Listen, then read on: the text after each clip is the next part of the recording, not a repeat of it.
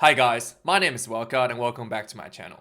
The second test of the 2021 British and Irish Lions tour to South Africa is rapidly approaching and the team has been announced for the second test.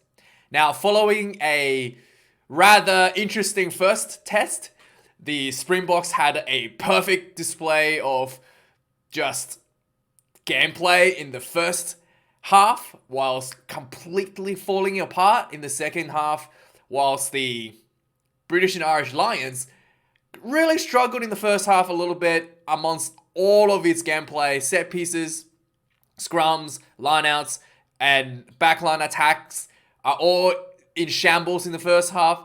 But in the second half, the Lions were able to pull themselves together and really put a big number on the Springboks and actually pulled out a win. So a few changes has been made for both teams to address those issues.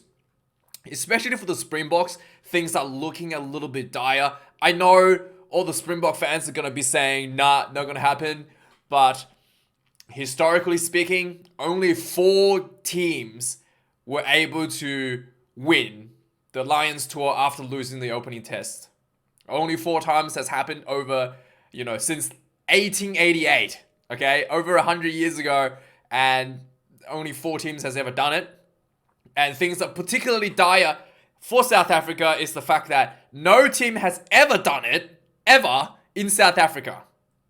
So this is going to be a bit rough. But the good news is the Lions team only has just over 30% chance of winning in South Africa. So the overall stats still against the Lions, but if you were to look at how important that first test match is, historically speaking, no team has ever been able to win after losing the first test in South Africa.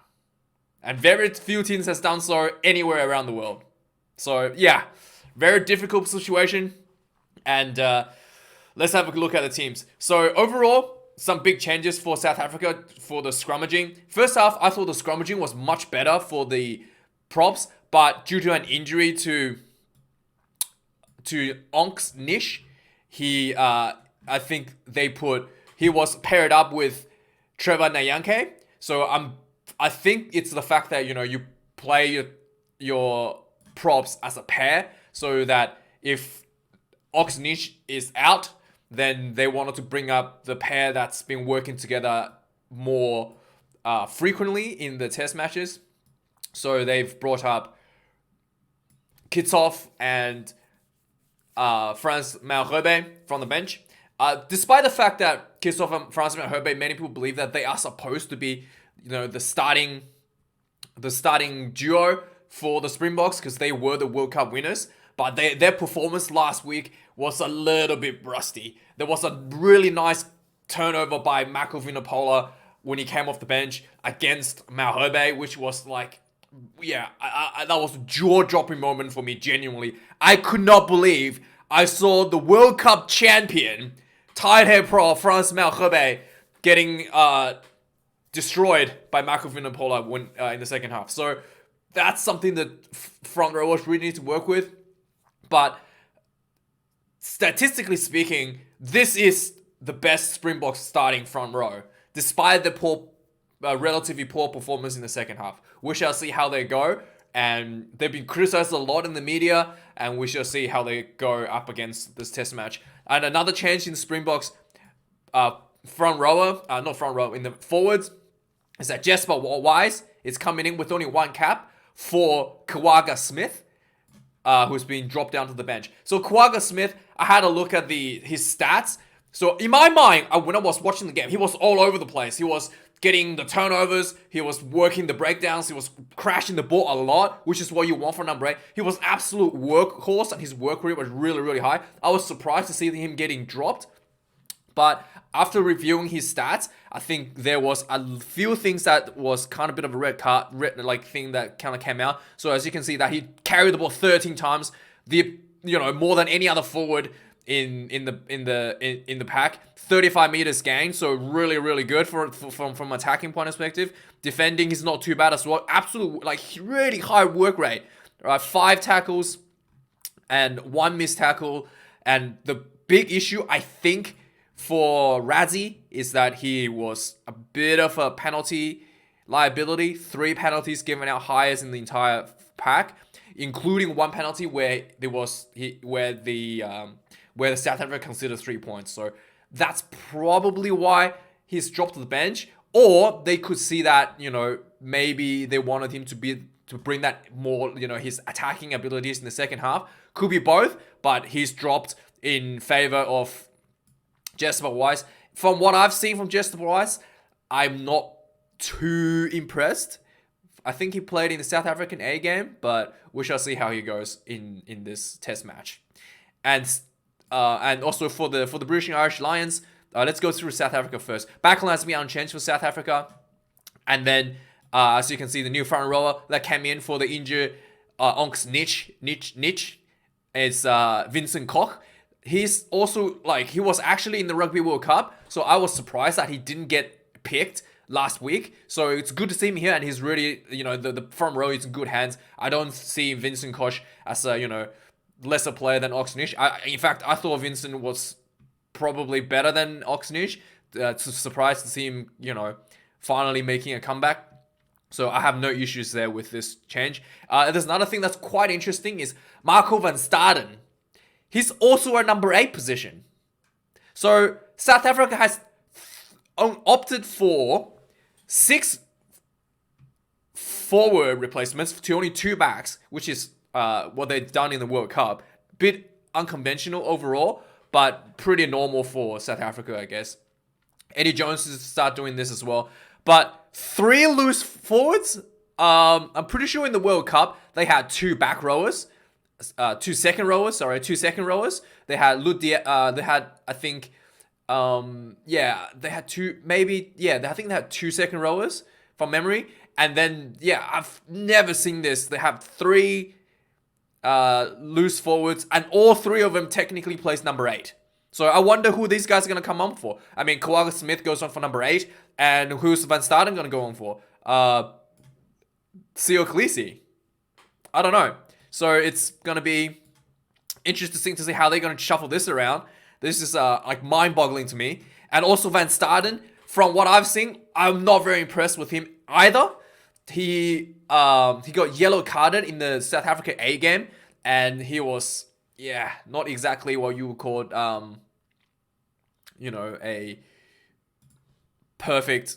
had a perfect game, so to speak, right? Hang on a sec.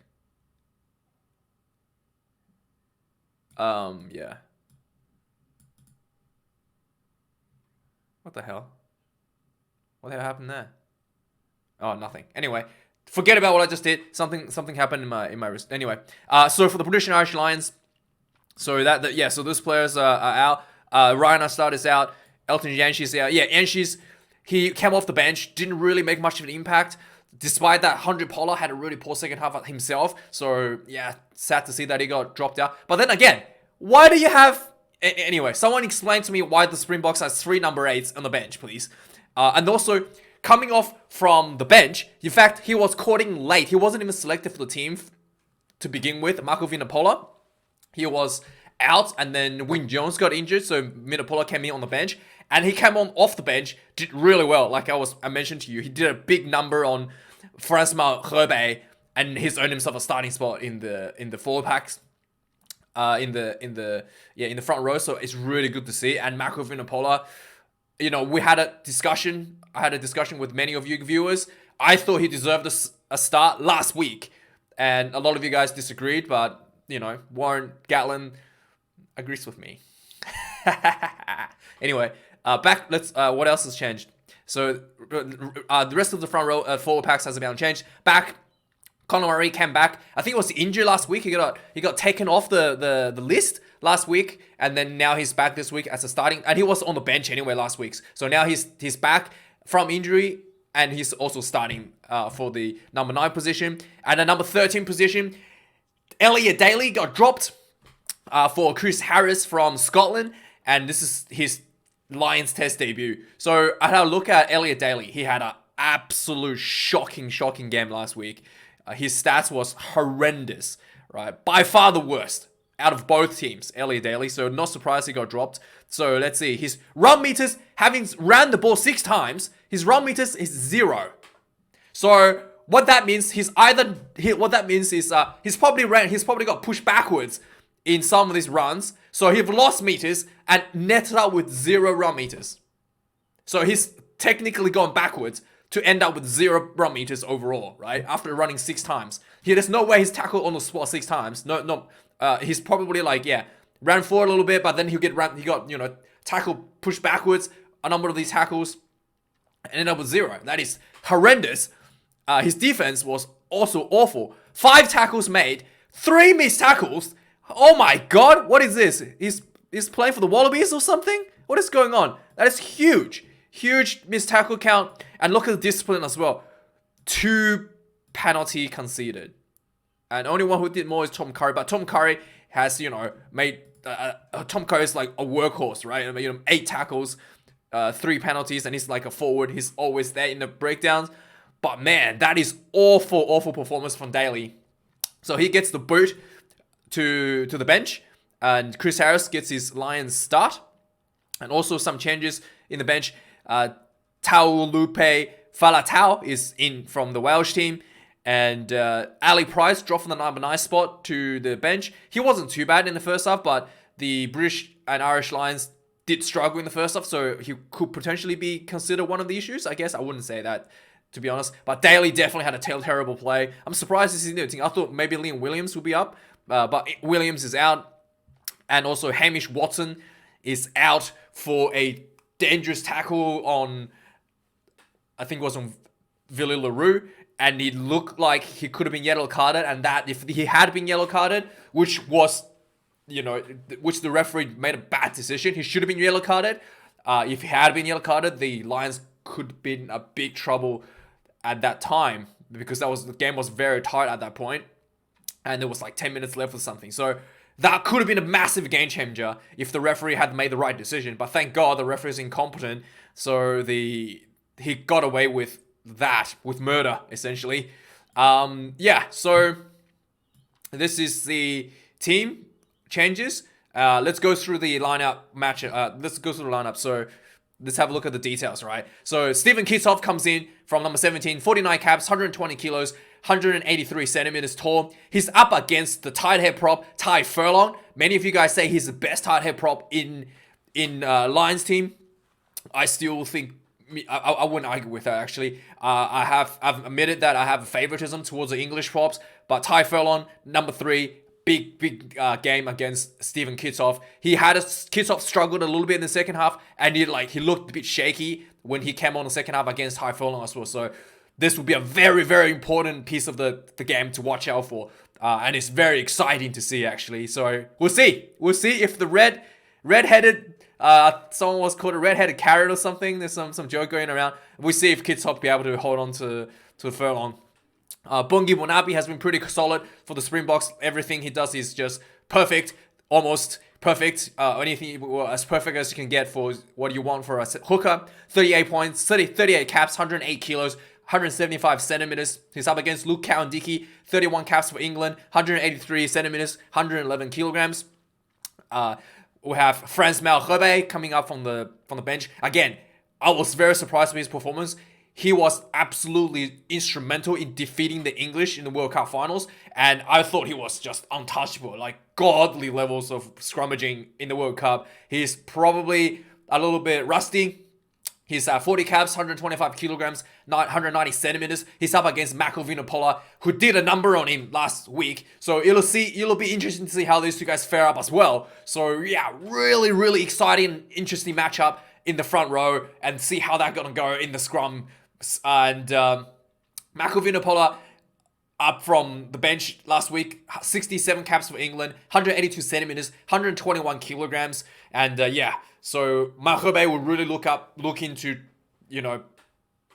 potentially putting Vinapola, get one back on Vinapola for sure. And Vinapola has talked about in his interviews that he's been working with scrummaging specialists in the Lions tour. That is a bit different. Like he's been, taught some different techniques from what he's learned in England.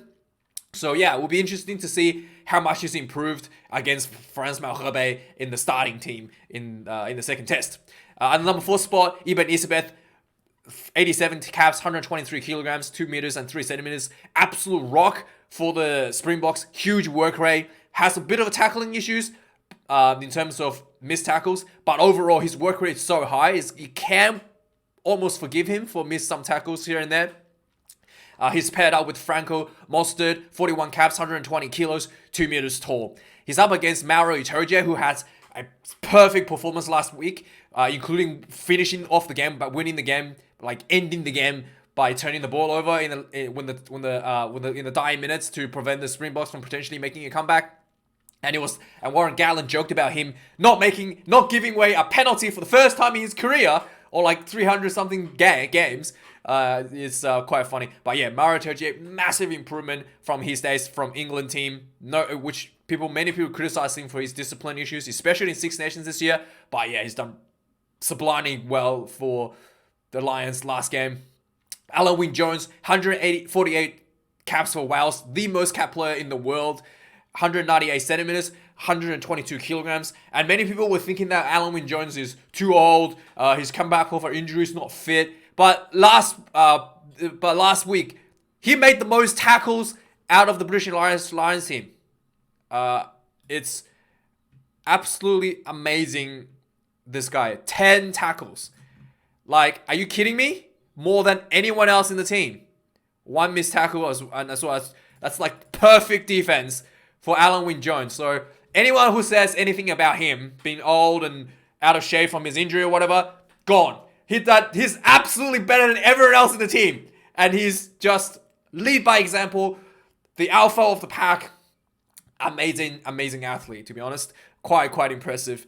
Siya Kolisi at number 6 spot, 52 test caps, 105 kilograms, 188 centimeters. The Springbok captain, he's up against Tom Curry, technically, because in South Africa, the blind side flanker they play left and right, so he's technically an open side. He's up against Tom Curry, 33 caps for England, 110 kilograms, 185 centimeters. Also, probably should work on his discipline a little bit based on last game, but, he can definitely have room for improvement. Not as bad as Elliot Daly, I guess. At number 7 spot for the Springboks, Seth du Toit, 57 caps, 120 kilograms, 2 meters tall. Many of you guys think that he is an absolute machine. He tends to injure a lot of people, including his own teammates, during the club games. But yeah, he's absolute menace on the field. He's up against Courtney Laws, 87 caps for England, 113 kilograms, and 2 meters and 1 centimeter tall. Courtney Laws has also improved a lot. He was, many people didn't think that he was going to get a starting spot, and he proved last week that he deserved the starting spot, and he managed to retain the spot this week as well. Number 8 spot, we've already mentioned, new addition to the Springboks team, Jasper Wise, 1 cap for the Springboks, 190 centimeters and 110 kilograms. He's up against Jack Conan, 20 caps for Ireland, 193 centimeters, 114 kilos. We shall see how he goes in the first half. Hopefully we shall see. I have no idea what's going to happen there, but that's going to be something to look out for. Now let's look at the backs. Faf de Klerk retains the number 9 spot, 170 centimeters. Hang on, let's just move this around a bit. 170 centimeters, 80 kilos, 31 caps and 25 points. He's up against Conor Murray, back from injury. 89 caps for Ireland, 95 points, 187 centimeters and 94 kilograms. The number 10 spot, Vinapola, 189 centimeters, 101 kilograms, 50 caps, 477 test points. Up against Dan Biggar, 92 caps for Wales, 494 points, 188 centimeters and 90 kilograms. Now, Vinapola had a perfect game in the first half and really poor in the second half, including missed all his kicks in the second half. So he needs to really lift this game or lift this consistency. He almost looked like he got too cocky, like, oh, I can't miss, I'm so good. And then he just let that mental focus drop off in the second half. And at number 11, Marco Zola Mapimpi, 184 centimeters, 91 kilograms, 15 caps of Springboks, 70 points. Up against Duan van der Merwe, the South African, 10 test caps for Scotland, 40 points, 193 centimeters, 105 kilograms. And number 12 position, Damien Delende, the freak, 80. He's actually incredibly, he's actually like so good that last week a lot of the times the Springboks were going backwards in their attack due to really good rush defense from the Lions. Damien Delende was noticeably the only one that was able to gain territory when he carried the ball. So very, very impressive player. I want to see what kind of run meters he's had, because I thought it was like spectacular when I watched him ran the ball. Delende, where is it? Here we go.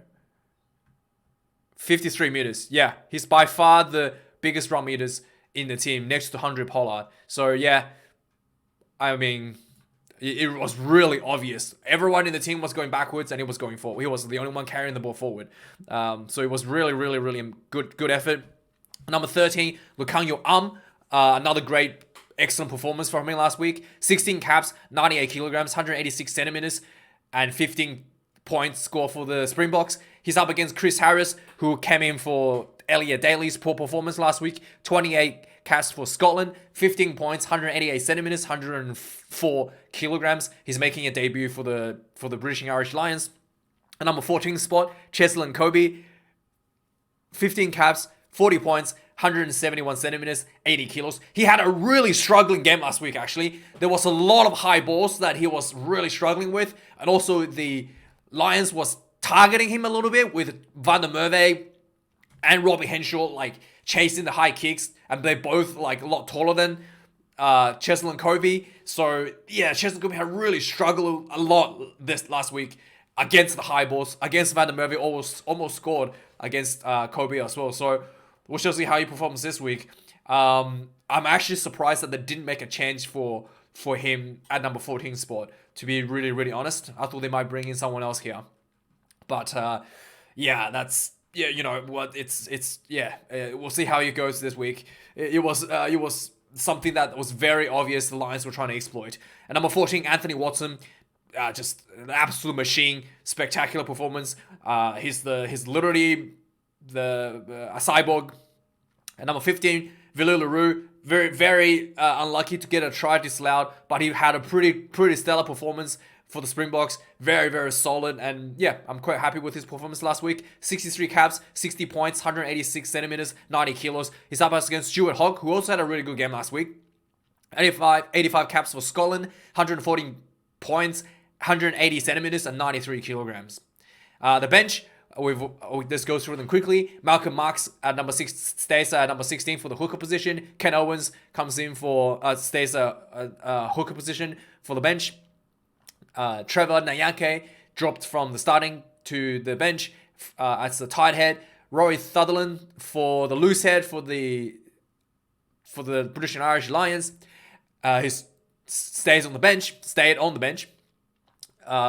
Vincent Koch comes in as a new addition for the injured Ox Nish at the loose head position. Kyle Sinclair retained his tight head position from the bench. Lou Diego retains his position at number 19. Ty Byrne for the Lions. Number 20 position, Marco van Staden comes in as the second number 8. And Tao Lupe Falatau at number 20 position, a new addition to the Lions team.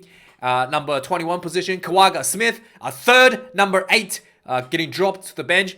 Probably due to his discipline, but also I think maybe due to his work rate and potentially as an impact player off the bench. So I genuinely don't know why do they have 3 number 8s on the bench. And number 9 position, Ali Price dropped from the starting spot.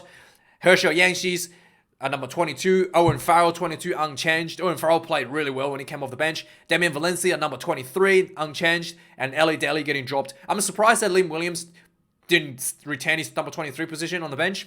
I think he might be injured. I'm not too sure. Let me know what's happening with Liam Williams. But he's out. Spear tackle Watson is out. Ryan Elstad is out. And Elton Yanshis is out for the Springboks.